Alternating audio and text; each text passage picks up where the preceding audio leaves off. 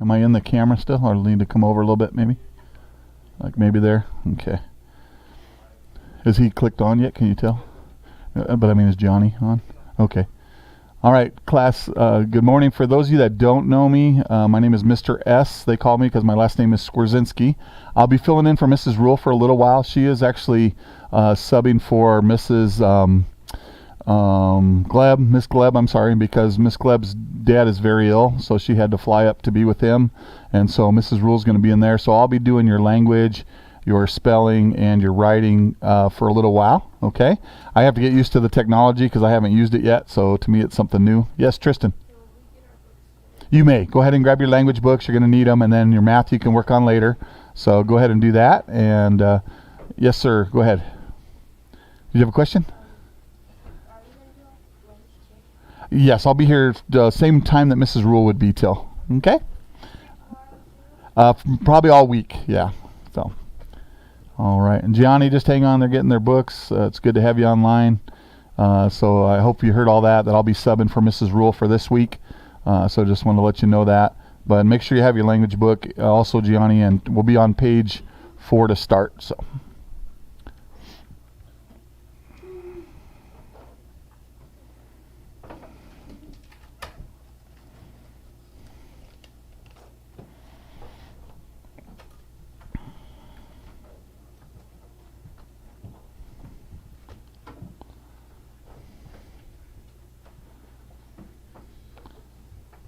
As soon as you guys have your spelling book, or I mean language book, just kind of step out of the way.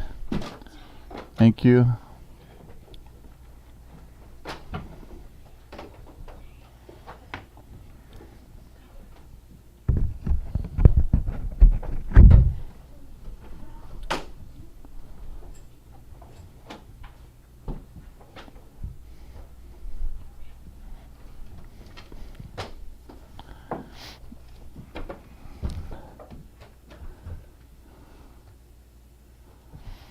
All right, well, you guys that have your language books, go ahead and open them to page 4. Page 4, yes, sir. You got a question, Gavin? Yes. Go ahead. Did you take any home, like in your backpack, maybe? Check your backpack just to be sure, okay?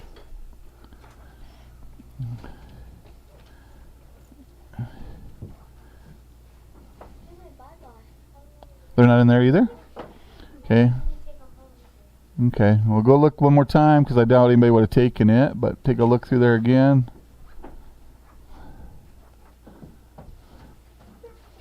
Maybe it got buried. It's still not in there? And you checked through your backpack good? You just kind of glanced in there. Did you look in there good? Do you see any extra, like in another cubby maybe there where they got shoved in the wrong cubby? Okay, and you don't see them like in a separate cubby, like maybe they accidentally got put in another one? Are you missing your spelling too, or just your language, or what?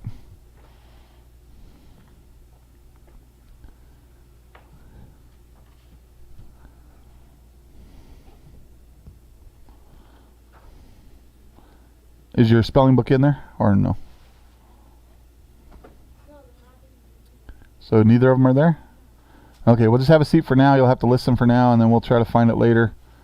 I guess while you're sitting down, let's look through your backpack one more time. Okay? All right, and then go ahead and have a seat, and we'll get started here. All right, everybody else found their book okay, though? Okay, go ahead and, like I said, open it to page 4. Open it to page 4. We're just finishing up about fragment sentences, whether it's fragment or a sentence, okay? And so look at page 4, the blue box on top. It says, another way to correct a fragment is simply to add the missing subject, the predicate, or other words that will make it a complete thought. If I say to you guys that I'll be right back, I'm going to, and then I just walk out the door, it leaves you guys wondering, what am I going to do, right? Where am I going? Where am I doing? So a fragment leaves you, it could be one of two things. It could not have a subject or a verb, or it could just not, it could have both of those things and then not express a complete thought, right? So, you know, if I said, I'm going to give candy to those of you that, and then I walk out the door, you're like going, wait a minute, I want candy. What's the rest of that sentence, right? What am I getting? So you want to know the details, right? So if you look at the two examples in the blue box, the first one in the fragment is won the spelling bee. That kind of leaves you wondering, well, who was it that won the spelling bee? Now, if you were there, you probably know who won, right? But if not, let's say it was the class next door and you guys were having a competition. Somebody won in this classroom, somebody won in that classroom. You want to know who won the spelling test, right? Or the spelling bee. Okay, so they fixed it by putting a subject in. They put Jenny in. Jenny won the spelling bee. So pretty easy, right? Okay, the next one. Fragment, the first expedition to circumnavigate the earth. And it kind of leaves you hanging because you say, when you put the preposition to in there, if you just say the first expedition was to circumnavigate the earth, then that would make sense. But because you just go right to the word to, you don't have a verb in there really. So notice what they did. They added on was begun by Ferdinand Magellan. Okay, so on that one, they fixed it by adding the rest of the sentence. Now remember, the part with the subject in it is called the subject, of course, and the second part with the verb and things is called the predicate. So in this one, the predicate starts with the word was, where they fixed it in, and the verb's actually was begun. Circumnavigate could be a verb by itself, but it's not because they put the preposition to in front of it, to. Okay.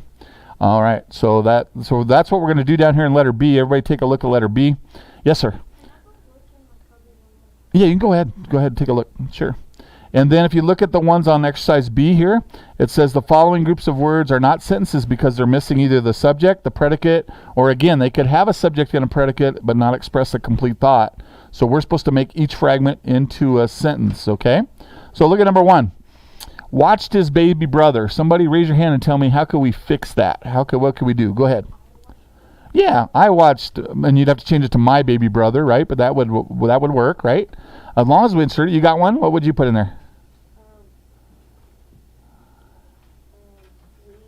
We. Okay. What would you put in? That would work. Still don't see it? Okay, go check it. Do you guys put your names in them? Maybe it's in there. So Josiah, did you have one that has do you guys have your name on it? So maybe one of them's got to be yours then. If he's got 2, one of them's probably you. And then how about 2 spelling books? You got another spelling book in there? Okay, so grab that. And then is there an extra spelling book in there?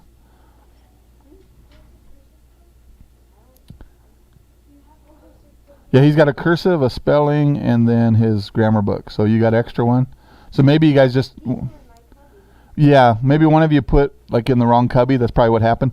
So check the writing in them, see if they're your writing or not. Okay. And then same with you. You guys can both check them. Okay, good. So somehow one of you just put them in the wrong spot, probably is all. All right. So what are you missing now? Just the spelling. Okay. So he's got another spelling book up here. So there you go. Now you got all 3. So make sure which one's which. So if you wrote in them, you guys should know by the writing who's whose. So just take a look at your 3, make sure they're yours, and you should be good. That happens sometimes when you get cubbies. You good now? You got all 3? Awesome. So go ahead and turn in your grammar book to page 4, okay? All right. All right, so the first one, now any of the suggestions these 3 guys made about fixing the sentence, you would have had to change it. For example, if it was I watched, you wouldn't say I watched. Well, I guess you could say I watched his baby brother because maybe you're watching somebody else's baby brother, but that's the only thing else you'd have to fix, okay? You could put a name in there. You could put Billy watched his baby brother, Susie watched his baby brother. It could be anybody, right? So basically we just needed a subject, right? All right, let's move to number 2. The girl who sang the solo. What could we say to fix that one? What do you think? Okay, that's good. The girl who sang the solo was really excited. That makes sense. How about another one? Go ahead, back there. The girl who sang the solo was very happy when she got done. Because you know how you're nervous when you sing a solo? You probably would be happy to be finished sometimes. Yes? That's good too. So you guys fill it in. Make sure you're filling these in somehow. You can make up your own. You don't have to put down the one we do. Just make sure it makes sense. So make sure you have something down. Number 1, you need a subject. And then number 2, you got to finish the sentence like these 3 ladies did. The girl who sang the solo. And then you can either put their idea in or you can put in your own idea if you like. Okay? Just make sure it makes a complete thought. All right, let's move on to number 3. As she walked to the park. Now, we have a subject and verb there. We have she and walked, but because they put as in there, if you just said she walked to the park, it'd be a sentence, right? But because of as she walked to the park, obviously something happened. What do you think, Gavin? She tripped and fell. Okay. As she walked to the park, she tripped and fell. That'll work. What do you think?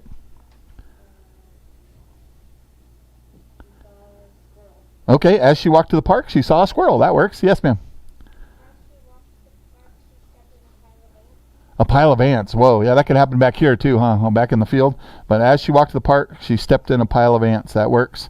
So all those work, or you could fill it in with your own. Again, we just need to know what happened when she walked to the park. Okay. All right, let's look at our last one on there, number 4. Working in the hot sun. So working in the hot sun, you could fix that. We need really a subject, right? So for example, I could say the men were working in the hot sun, or I could say the women were working in the hot sun, right? What's another way I could fix it? Anybody got another idea? Go ahead. Sure, we were working in the hot sun. That works. Yes, sir. Okay, you guys working with Grandpa, right, over the summer with the roof, right? So you can say Grandpa and I worked in the hot sun. But yeah, it was hot on the roof. You did too, right? You working there? Yeah, so that's hot. Anytime you work outside, that's hot. So working in the hot sun. But yeah, just make a complete thought. Okay. Any quick questions on those at 1 through 4 at all? All right, let's look at the tan box on the bottom of page 4. It says, look closely. In everyday conversations, which are usually informal, we sometimes leave out the subject and part of the predicate. For example, feeling better. Like I don't have to make it, if I see you come in the room and you were sick yesterday, I could just say, feeling better. I don't necessarily have to say, Joe, are you feeling better, right? I could, I'm talking to you because I'm looking at you. You were sick yesterday, so I might just say, hey, feeling better? That's called informal talk. That's how we talk, right? When you if you guys use your phones and you send a text, you probably don't write complete sentences. You just shoot quick words back and forth, right? So that's okay in informal. Another one, pleased to meet you. You don't have to say, I am pleased to meet you to everybody you meet. You could just say, pleased to meet you or glad to meet you, something like that. And then, ever been to the zoo? Normally I would say, Mike, you ever been to the zoo? But normally if I'm looking at you and I'm just having a one-on-one conversation with you, I'm saying, hey, you ever been to the zoo?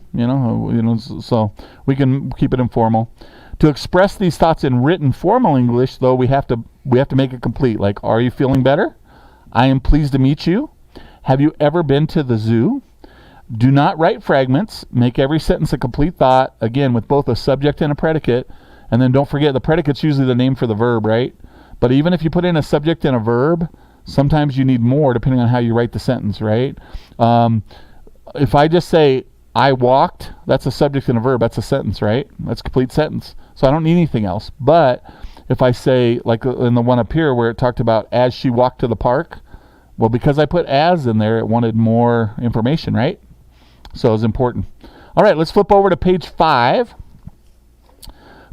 Page 5 is telling us about the 4 kinds of sentences, okay? So look at the blue box on the top of the page. The first one's a declarative sentence. Let's read the top first. It says, sentences have 4 purposes: to tell, to ask, to request, got stuck on that one, and to show strong feeling. So the first one, a declarative sentence, makes a statement. It ends with a period. Most sentences are declarative sentences. As you go through your day, when you tell a sentence, most of it is just ordinary stuff. Hey, I went to the bathroom. I got a drink. I studied my math. Whatever it is, it's just normal. We're not necessarily excited about it. It's just something that happened, right? So that's a declarative, and it always ends with a period, okay? Because we're not showing emotion, like real strong, excited about it necessarily, okay? The next one, an imperative sentence, gives a command or makes a request. It can end with either a period or an exclamation point. If I say, close the door, please, that's not really exciting, but it is requesting you to do something, right? I'm saying close the door. And so, like, normally it's going to be the person that's right there by the door. I just say, hey, close the door, please. So that's a normal sentence that would end with a period. But if something's falling from the ceiling right now and I go, look out, Okay, that shows sorry if I blasted you at home there, but look out. That means something's falling or something's coming at you. Get out of the way, right? So that's exclamatory. So I'm going to put an exclamatory sentence. Now, the key thing, what tells you this right below the sentences there, it says the subject of imperative sentence is the word you.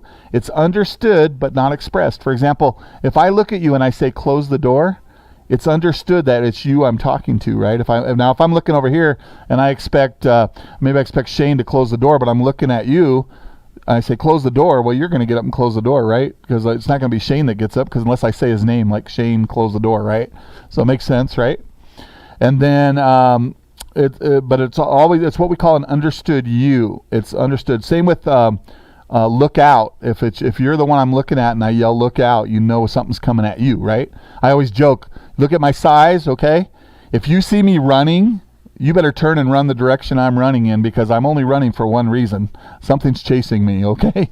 Big dog or something, right? So if you see me, I always joke about that. You've seen those jokes on the internet and stuff, but if you see me running, you know something happened, right? And I've had to run a few times here. Sometimes somebody got hurt or something happened right where I had to get there right away, and I still don't run that fast. You could probably pass me with a brisk walk, but I have had to run a few times, okay? And believe it or not, I was a runner in high school, okay? But haven't lately, obviously. All right, so an imperative, the way we know it's an imperative and not an exclamatory is because it has an understood you as the subject, okay? So we'll talk a little more about that. Then the third one is an interrogative sentence asks a question, and of course it has a question mark at the end, right? Are you tired today? What did you bring for lunch? Those are all interrogative sentences where we ask a question. And then the last one, an exclamatory sentence shows sudden or strong feeling. It ends with exclamation points. Exclamatory sentence often begin with the what or how. For example, what marvelous work you did on your composition. What can be used for a question too, like what did you have for lunch, right? So you got to just look and see how it's being used, the word what. So what marvelous work you did on your composition. In other words, you're excited by what a great job the person did, okay? Again, there's other ones like one word exclamations like fire, look out. We talked about those. Those are imperative though, okay? Because a difference is an exclamatory is going to have the subject right in the sentence, okay? All right, so that's the 4 basic types, and you had them last year too, so should be kind of a little bit of review. So we're supposed to look at these sentences and identify the type of the sentence by spelling out its whole name in the blank. Sometimes they let you abbreviate, but this time they want you to write the word out. And then it says place the correct punctuation at the end. So the only choices we have for punctuation is going to be period, question mark, or exclamation point, right? And everybody remembers what those are, right? Let me, just in case it's after summer and your brain's on freeze, okay? This is the period, of course, just one dot, right? And then you got exclamation point and then question mark. So this one, again, this one's question. I made a funny question mark. Actually, it looks more like a 2 or something. But anyway, asks questions, right? And then this one's exclamation, right in. And then, of course, period. I don't think any of you forgot them, but they're there in case you need them. Okay, let's look at number 1 here. If God be for us, who can be against us? And notice this is a Bible verse. It's Romans chapter 8, verse 31. All right, somebody raise your hand. Tell me, what kind of sentence is this? And then what should I put on the end of it? So what do you think? What kind is it? No, not a period. Somebody else want to try? You want to try? Which one? Nope, it's not a question, exclamation either. What do you think, Tristan? It is a question mark. So what kind of sentence is it then? Everybody? What kind is it? If it's a question mark, but what do you call the sentence? What kind of sentence is that? Interrogative. So you got to write that on the line. Write the word interrogative and then put a question mark at the end, okay? And if you don't know how to spell interrogative, it's in the blue box. So just look it up. But remember, it's asking a question. It's telling you, it's saying this to you. The question is really, who can be against us, right? If God's for us, who can be against us? Well, be honest, a lot of people could be, right? But the real thing is God's going to win in the end, right? So if we're on God's side, we know we win at the end. So that's cool for a Christian to know that, right? All right, so write that if you haven't already. Number 1, interrogative, then put a question mark. Okay, number 2. What worlds of wonder are our books? That's a quote by Eleanor Fargian, I guess it is. I don't know for sure if I'm pronouncing that right, and I'm not familiar with her, so I'm not sure if she's an author or what, but she's the one that made this statement. So about books, okay? So what does somebody think? What kind of sentence do we have there? Yes, ma'am. It is. So write the word exclamatory, and of course at the end we put what then? Exclamation point, right? So we're going to put this one here. The exclamatory gets the exclamation point. And the reason why it has the word what in front, and it's not asking a question. So if it has the word what and it's not asking a question, it's going to be exclamatory. Yes, sir. On number 1, on the first one you write interrogative. On this one you write exclamatory, which is that one, the last one. So for here, is that what you're asking? Okay, cool. All right. I give everybody enough time to write it. They're long words, I know. All right, let's look at number 3.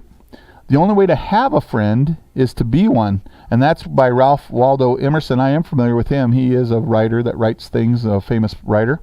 What kind of sentence we have there? Yes, ma'am. Yeah. Declarative, right? So go ahead and write that on the line. And what do declarative sentences end with, everybody? Just say it. Periods, yeah, because declarative's just normal sentence. And by the way, it's close to what the Bible says. The Bible says he who has friends must show himself friendly. So that's very similar, right? If you want to be friends with people, be friendly, right? Be nice. Okay? So the only way to have a friend is to be one. You got to be a friend, right? A relationship that involves 2 people, right? So both have to be nice to each other to be friends, right? Okay, so that's declarative. So we've had an interrogative, then an exclamatory, now a declarative. All right, let's look at number 4. It says, keep thy tongue from evil and thy lips from speaking guile. That's Psalm 34:13. Well, before we decide what kind of sentence it is, you guys all know what it would be to this talk about what you talk like. We all know what it would be to talk about evil things, right? The word guile just means wrong stuff coming out of your mouth. It could be a cuss word. It could be talking about inappropriate things. Maybe you're talking about an R-rated movie that's not appropriate, or you're talking about a book that was not appropriate, or you're just talking about subject matter that's not appropriate, right? So the Bible says to not do that. It says, keep thy tongue from evil. That means saying the wrong thing, and their lips from speaking guile. In other words, we have to be careful what comes out of our mouth, right? Whatever we say to people or say during our day, that is a reflection of what's going on our inside, right? In other words, we have a brain that filters what we say, we have what we think, but we should be thinking on the right things and not this kind of thing. So, all right, so that's a Bible verse. So what kind of sentence is it, though? That's what we want to know for grammar class. What do you think? Go ahead. It's not an interrogative. Good try, though. Somebody else? Yes. Imperative is right. It's giving a command or a request. Since it's from the Bible, what do you guys think? Is this a command or a request? It's a command because God said it, right? So it's a command. So one of the ways we know it's imperative, it says, keep thy tongue from evil. It doesn't give us a subject, but you know what? It's talking to everybody that reads the Bible, right? So it's everybody's the subject, really. You are.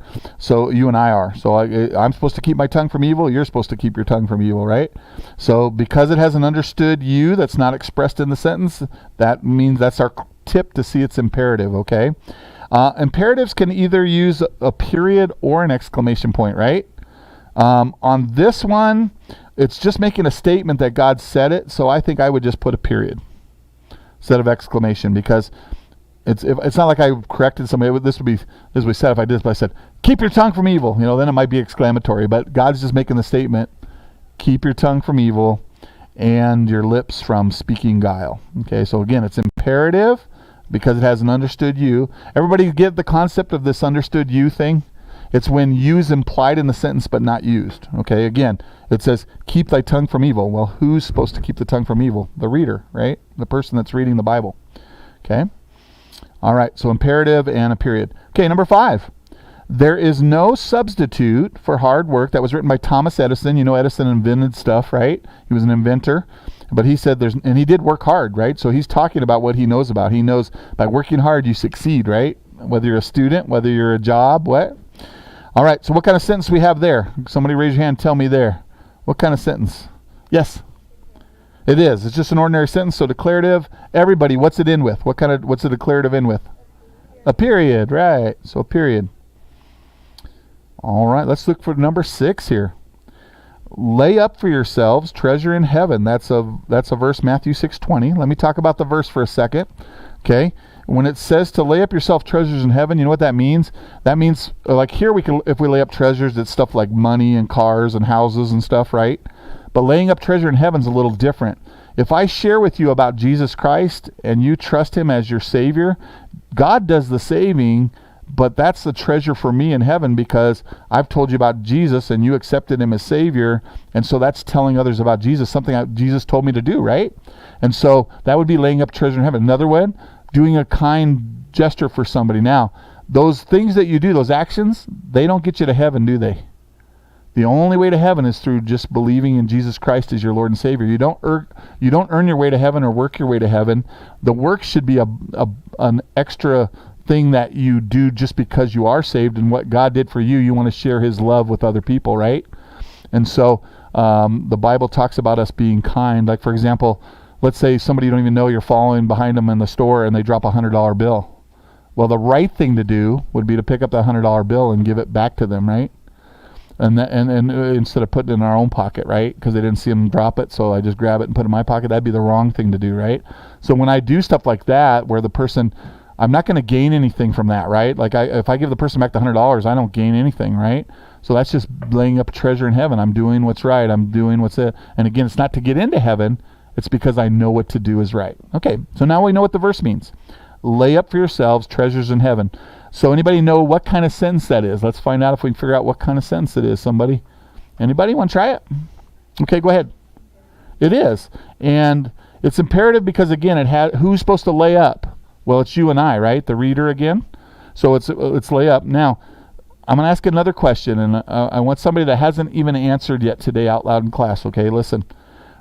Tell me, an imperative can be a command or a request. I want you to look at it, and somebody raise your hand and tell me if it's a command or a request when it says lay up for yourselves treasures in heaven. What do you guys think? It's a command or a request? What do you think, Tristan? I think it's command because it's coming from God. It could be a request as well. A request is more like we have that example, close the door, right?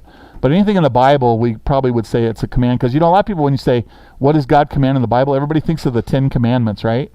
Thou shalt not kill, thou shalt not steal, all that kind of stuff. But really, everything God tells us in there is a command. He's not requesting like, for example, it wouldn't be a smart idea for you, but if I asked you to close the door and you refused, then I might make it a command, right? I told you close the door, I mean it now, or something. But realistic with God, we can disagree or not do it, but that doesn't mean it's not a command. We just didn't follow it, right? So good. So that one's imperative, and then in that one, same idea. I think I would just do a period because you're not showing excitement over it necessarily. It's tricky sometimes to know whether to whether to put a period or an exclamation point in those kind of sentences, but you just got to think it through. All right, last one, number 7. How beautiful is the rain? That's written by Henry Wadsworth Longfellow, and that also is a famous writer, just like Emerson was. And so, who thinks they know on that one? Somebody? Let's get somebody. Yeah, you haven't tried in a while. Go ahead. How? What did you say? I can't remember the name. Which one? Oh, you think it's the question mark one. It's not, even though it has the word how. It looks like a question, but it's not. Who else wants to try? Tristan? It is, because it has a question word, but it's not asking you, like, how much is it raining or how is the rain outside. It's saying, how beautiful is the rain? It's not really, it sounds like a question, but it's not. It's exclamatory. So if it's exclamatory, we only have one choice of an end mark, and that's an exclamation point, right? Which looks like this guy. Okay. All right. Any questions on 1 through 7? Anybody miss any or anything? Or as far as didn't get the answer? Okay, good. All right. And then on the last it says, look closely.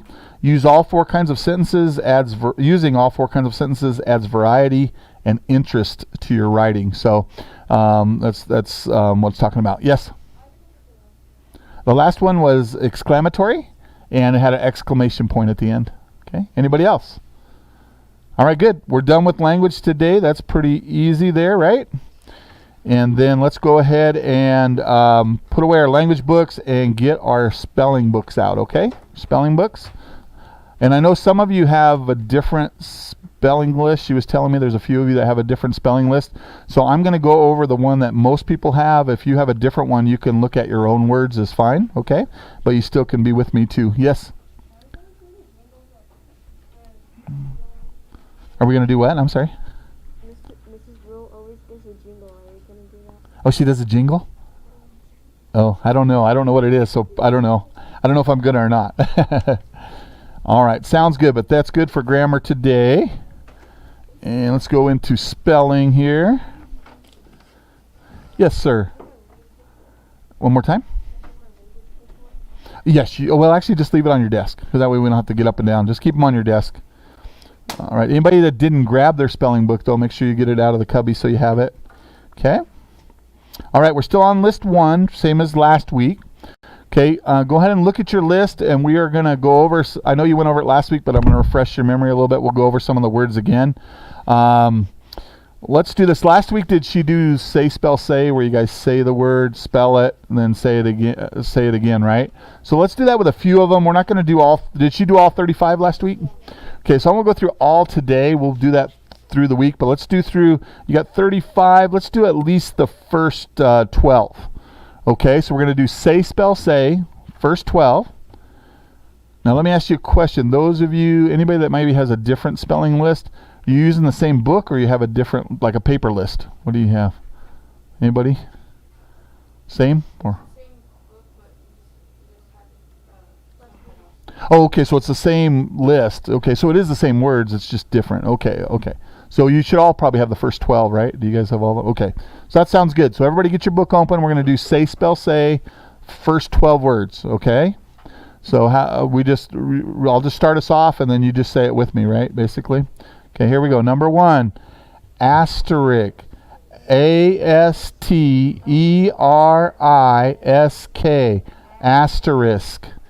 Astrology, A-S-T-R-O-L-O-G-Y, astrology. Number 3, astronomy, A-S-T-R-O-N-O-M-Y, astronomy. A-S-T-R-O-N-A-U-T, astronaut. No, disastrous, D-I-S-A-S-T-R-O-U-S, disastrous. Commercial, C-O-M-M-E-R-C-I-A-L, commercial. Companion, C-O-M-P-A-N-I-O-N, companion. Number 8, compelled, C-O-M-P-E-L-L-E-D, compelled. Compare, C-O-M-P-A-R-E, compare. Commodity, yes, C-O-M-M-O-D-I-T-Y,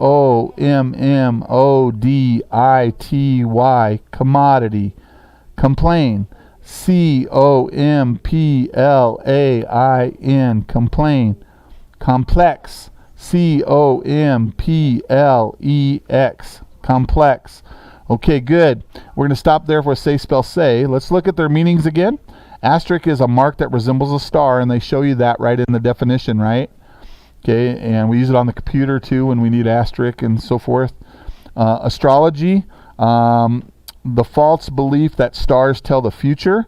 There are people that call themselves astrologists and they think they could tell the future. Obviously, that's false stuff. Astronomy is real. It's a scientific study of stars and the heavenly bodies. So number 2, astrology is a fake thing, where number 3, it's a real scientific study. You can do that, right, as a scientist? Okay. And then an astronaut, somebody that travels in outer space, obviously. Disastrous, causing much suffering and loss. For example, we could say that was a disastrous flood. Okay, that means it wiped out a bunch of stuff, okay? Yes? Yeah, that would make more sense for today, huh? Disastrous fire, good one. All right, number 6 is commercial, having to do with business or trade. For example, these buildings would be considered commercial because they're not for just like a private home. Okay, commercial means like a store or a public building where many people go to. Okay, companion, a friend or one who accompanies another. We could call a pet our companion. We could also call a person a companion. I would call my wife, I'm married, so my wife would be my companion, right? Okay, then you have compelled. You're forced or commanded. So if you're compelled to do something, that means you've either been told to. Like for example, not many of you are going to study spelling words unless you're compelled to by the teacher, right? To study your spelling. Okay, number 9, compare. That means to point out either similarities or differences. That's kind of how you get friends, right? You have similar interests. Maybe you both like baseball, so that makes you a friend. Or you both like outdoors, being outdoors or things. Or you both like animals. Those are things that would similars. Differences. Maybe you both dislike. You don't like chocolate ice cream, or you don't like vanilla ice cream, or strawberry, whatever it is. But you have common differences. Okay. All right, and then commodity is a useful product or a service. For example, I'm trying to look up their example here. Hang on. The light bulb is a commodity that would be hard to live without. In other words, if we didn't have lights at times, it'd be very hard to see, right? Then complain, to find fault with something. In other words, we can find fault with anything if we try, and we complain about everything. And then complex, complicated, having a number of parts. For example, it could be a complex piece of machinery like that microwave back there. If it broke, other than checking the power and making sure it's plugged in and stuff, I don't know how to fix it. So I'm probably going to have to call an appliance repair person that knows how to fix a microwave. Yeah, Tristan. You know, the microwaves have this one type of battery that it explodes. Oh, inside there? Yeah. Oh, wow. That's... Almost everybody in this house. Well, glad we don't have that. Sorry, I got to answer this real quick. Give me just a second. And then, where was the other one? Okay, I'll take care of that later. All right. What time is it now? It's 11:11, and we are good for now. Okay, good. All right, so we went through the first 12 spelling words, and that's as far as we're going to go today on that review. Let's go to page 3 of your book. And today we're going to look at the very bottom part where it says test your spelling mastery on the very bottom where you see the letters there. And then the test your understanding we're not looking at right now. It's the one on the bottom, test your spelling mastery, okay? It says discover a new word with a familiar root word by circling the letter in front of the misspelled word. So they're going to give you, on like a number 1, they're giving you 3 words. It's condemn, asterisk, or conceal, okay? You're supposed to look them up and see which one is misspelled. There's only one of them in each row that's misspelled. And then you circle the letter in front of it, and then you write the letter on the blank in your book. It's going to spell another word. And then it says to rewrite each misspelled word on notebook paper. In other words, the correct way, okay? So look at number 1. Who sees what's spelled wrong? What's wrong in number 1? Go ahead. I have a question. Oh, go ahead. You have a question?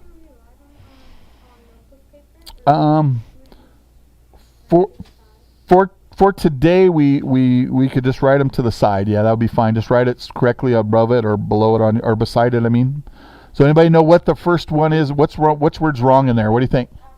Yeah. So on number 1, we would circle the letter A, the big capital A, next to asterisk. Okay. Everybody with me? You know where we're at? We're on the bottom of your page, so we're on the way down on the bottom part. Okay. Okay, so on number 1, condemn is spelled right, but asterisk is spelled wrong. Conceal is spelled right. So we're circling the letter of the wrong one. So we circled A for asterisk. And then you're going to take that A for number 1 and put it down on the answer on the bottom where it says number 1. You put an A above it. Okay? So everybody understand what we're doing? Anybody got a question? Or everybody knows where we are? You guys good? You know where we are? Okay, you're good. You know where we are and you know what to circle, right? So you're going to circle this one, right? Don't forget to circle the letter. Okay, you guys got it? You got it circled? Awesome, and written down there. You guys got it okay? Just walking around making sure everybody knows where we are, knows what we're doing. You good? All right, awesome. Nothing worse than being lost and not knowing where we are. All right, cool. So we did number 1. Let's move on to number 2 here. We have disastrous, privacy, or compare. Anybody know which one's spelled wrong? You got it? Which one? Yeah, the first one, disastrous. So circle the S, right?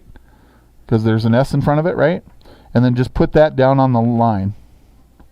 So put the S down on number 2 on the bottom, okay? All right, number 3, we have condescend, complain, and conceit. Which one's spelled wrong? Somebody raise their hand and tell me which one's spelled wrong. Okay, go ahead. Yes, the first one, condescend. So circle the T in that one on the front of it, right? and then put that down there. Okay, good. Okay, number 4, we have comprehensive, conclusion, and astronomy. Which one's spelled wrong in there? Yes. Yes, so circle the R in front of astronomy, and then put the R down on number 4. Okay, number 4. So far we have on your lines, you should have A-S-T-R, right? That's what you got going on the bottom, or should have. Okay, how about number 5? We have complex, consistency, and concrete. Which one's spelled wrong? What do you think? Yes, consistency, which is the middle one, so circle the letter O, and then the letter O goes down on number 5, right? Number 5. Okay, number 6, we have consent, buoyancy, and compound. Which one's spelled wrong there? Let's see. Have I called on you guys? Let me call you. Go ahead. Okay, which one did you say? Consent is actually okay. So look again, guys. That means we have either buoyancy or compound. What do you think? Yeah, buoyancy, the first one. Or the second one, the middle one. Sorry. You okay? It just fell off? Okay, so circle the letter N by buoyancy. And then by number 6 on the bottom, put the N, okay? Let me know if I accidentally skip one too, because I'm kind of, I lost my place once and I thought maybe I missed one, but I don't think we have yet. So again, put N down there on number 6. All right, cool. Let's go to 7. We've got compact, composition, commodity. Which one is spelled wrong? Okay, let's see. Go ahead. You got it? You ready? Commodity's right. That's the wrong one. I mean, yeah, it's the right choice, spelled wrong. Sorry. So circle the O next to commodity, and then we're going to put that down on number 7, right? Okay. What I want you to do is finish 8 through 12 on your own. When you're done, it should spell a word, and when you get finished, raise your hand. I'll check it, see if you got it right. Okay? So go ahead and work quietly for just a few minutes on, we did up through number 7, so do 8 through 12 on your own, and then see what the word spells and see if you got it right, okay? I'm going to walk around right now and check. You got them? Or you got a question? For which number? 3 was condescend, the first one, the T, and 4 was R in front of astronomy. You good? Okay. Do you have a question, Tristan? You had your hand up. Oh, did you get it all done? Oh, 6?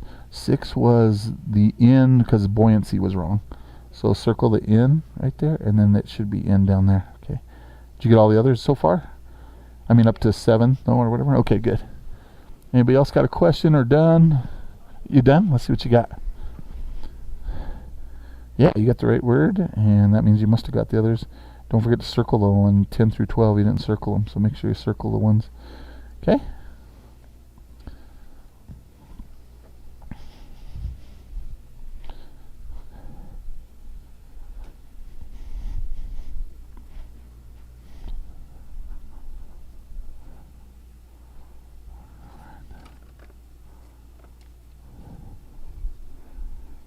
All right, Gianni, hopefully you're doing well at home on it. So hopefully you're finishing it up as well.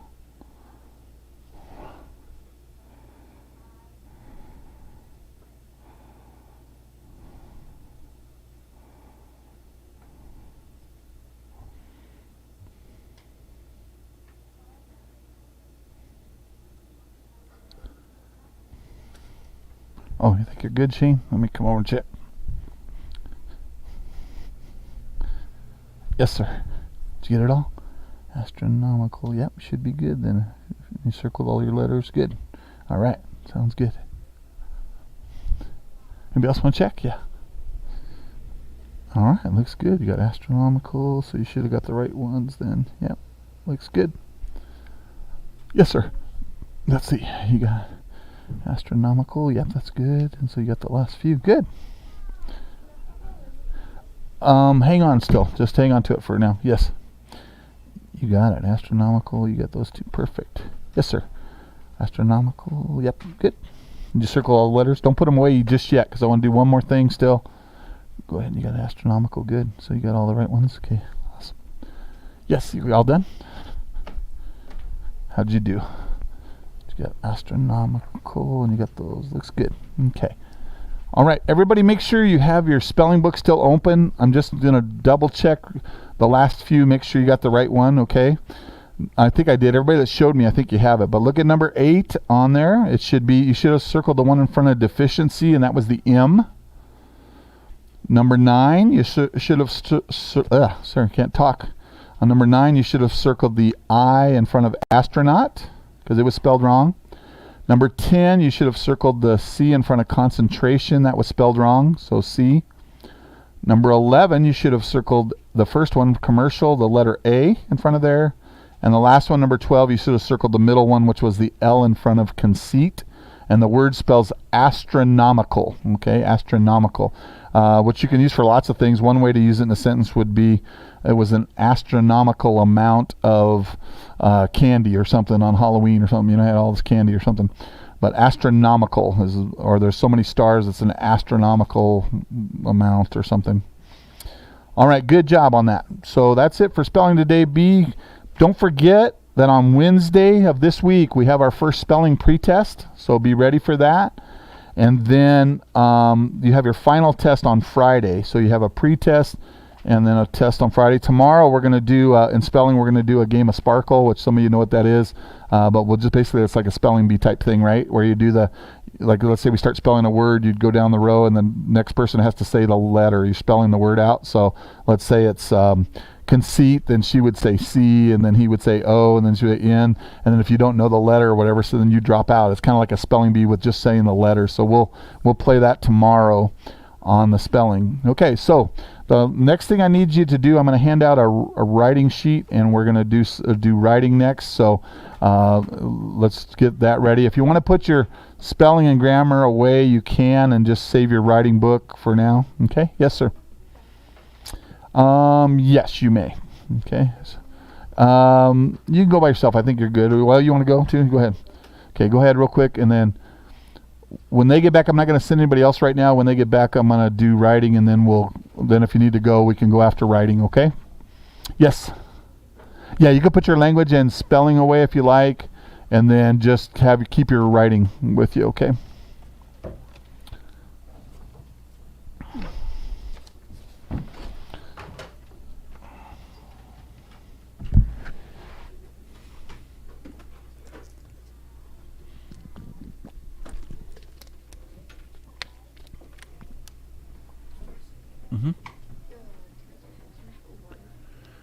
Yeah, is there one down here, or do you have to go get one?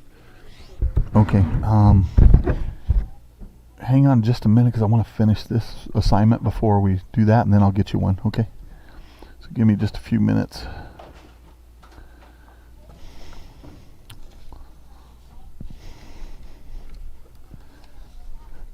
Want to do me a favor? Just give everybody one of these, and then just pass them out to everybody. I didn't even ask, do you guys have jobs for that? I don't know. Is there anybody that's like the paper person or something? There's a job chart back here, but I don't know.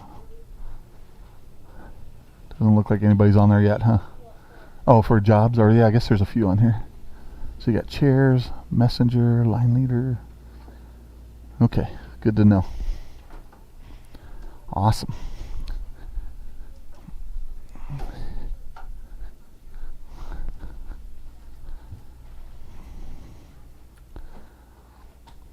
And Gianni, while she's passing out some papers for writing, and so they're going to be doing page 105 in the penmanship book, and so it's not in the normal order, but you're going to do page 105, and then you're going to print the words, and then do them in cursive as well. Okay, so I'll get them started. I'll explain that in just a minute, but at least you know what to do, Gianni.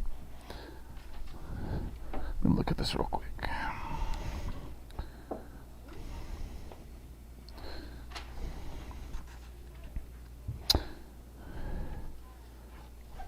Do you guys, besides this book, do you have an extra writing pad or book of any kind? Or is this it? Okay.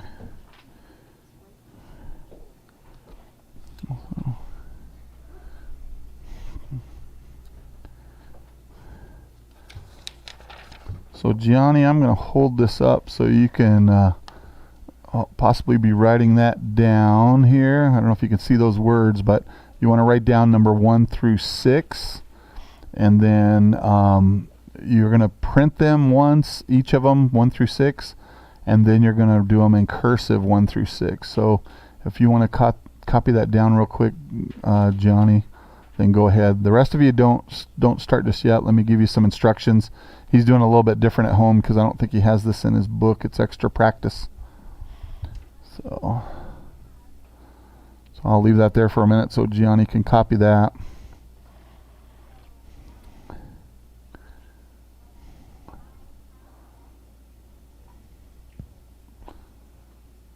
Okay, and then you guys that are in the class, while Gianni's copying these down, this is what I want you to do. On the blanks on this piece of paper, listen very carefully because I don't want you to do it the wrong way. On the blanks on the piece of paper, you're going to print those sentences. Like next to number 1, you're going to write PH in phone, and you're going to print that though, not cursive, okay? You're going to do it in printing, okay? Then, after you do all 6 of those in printing on this piece of paper, then on a separate sheet of paper that you're just going to take out, you're going to write the same 6 things in cursive writing, okay? So on this paper, you're going to print, and then on your notebook paper, you're going to do cursive, okay? Everybody understand? So print on this one, do cursive, and remember, it's for a writing grade, so whether you print or whether you're doing it in cursive, you need to do it in your best handwriting, okay? If you've never had cursive before, some of you I know have not had cursive before, in your book, I am sure that it has, I'm sure that in the front you have a chart, right? Probably. Let's see if you do or not. Yeah, you do. On page 2 of your book, if you've never had cursive writing, it's in your book here. Okay, on page 2 it shows you how to form the letters. Okay, and so use that as a guide to help you. Okay, if you've already had cursive, then sometimes it's just a matter of looking up a letter that maybe you don't remember how to write a capital letter, but do follow whether it's capital or lowercase. Okay, for example, PH in phone, nothing is capitalized, but look down at number 5. Christ and school, Christ is capitalized. Okay, so we have to follow cursive or not. So you two boys that just came in, there's a writing sheet on your desk, and so what you're supposed to do, there's 6 things printed on the top of the paper. Listen carefully, guys that just walked in. You want to print on this piece of paper. You want to print the exact sentences next to 1 through 6, printing, and then you got to take a separate sheet of paper and you're going to write in cursive on the paper the same sentences. So you're going to write all 6 of them in printing, then you're going to take a separate sheet of paper and you're going to write all 6 in cursive, okay? And I was just sharing with them, the cursive letters are in the front of your book, okay? Yes, sir. Question? Why wasn't I doing it? Because this one is a practice page, so it's extra, okay? So on this page, you print them all the sentences one time each on this paper. Then you take out a plain piece of notebook paper and you write them once in cursive, okay? So once in printing, once in cursive, okay? So on this paper, we'll see where it says number 1 up here, PH in phone. On number 1, you're going to write it exactly like that, PH in phone, in printing. And then on a separate sheet of paper, you're going to have that. So like on the first one, it should look exactly like the top of the paper, right? Everybody understand kind of PH in phone? Okay, make sure you watch for, I don't know if Mrs. Rule has talked about, when you're a little kid, you learn about upstairs, downstairs, basement. There's 3 places you write on a line, so make sure things are in the right spot on the line, okay? The first one, so if I was just going to write PH in phone and I wrote it in, if I wrote it in printing, for example, okay, let's get rid of this. Okay, if I wrote it in printing, then it's all lowercase, so I just put PH in phone. So that's what you're going to write on your regular, on this sheet, right? But on your separate sheet of paper, you're going to put a number 1. Okay, this is separate sheet, okay, different sheet altogether, right? On the first 6, you're just going to print on this paper. Nothing should be on this paper but printing, okay? Just printing, okay? Then you're going to take out a separate sheet of paper and you're going to write it in cursive, so then you would do something like this. PH in I'm not the greatest at cursive, so bear with me. Haven't done it in a long time. That's why when I write, I usually write printing mostly. But you know, again, on the paper I gave you, you're going to write like this, and then on the regular notebook paper, you'll write in cursive. Okay, and just do the best you can. If you need help forming a letter, again, look in the front of your book. There's the letters are written there carefully, and so if you have questions as you do it, just raise your hand and I'll help you. Okay, but if it's lowercase here, like lowercase means the small letter, not the capital letter. Like number 1's all small letters, so you shouldn't capitalize anything, right? Number 2, all small letters, don't capitalize anything. Same with 3, same with 4. Number 5 has Christ capitalized, and then number 6 is a complete sentence. Can an elephant use a telephone? Not unless he's a very special elephant, okay? But probably not. But anyway, then we want a capital C, and then we got a question mark at the end, okay? Yes, sir. Okay. Okay. Yeah, because she just says print numbers 1 through 6 on the worksheet, then copy in cursive on paper. So you're going to have 2 sheets of paper, right? The one you're working on, and then the separate one that's going to be just a piece of paper, regular paper. Okay?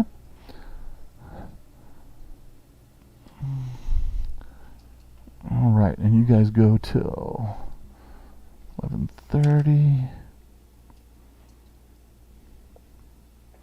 Okay, so Johnny, I'm going to turn the camera off now. Again, you can just do yours on notebook paper, since obviously, I don't know if you have this handout or not. If you have the handout, again, do printing on this. And if you don't, just do it on a piece of paper, okay? All right, Johnny, and you won't be back on till later today for the other teaching, okay? All right, thank you.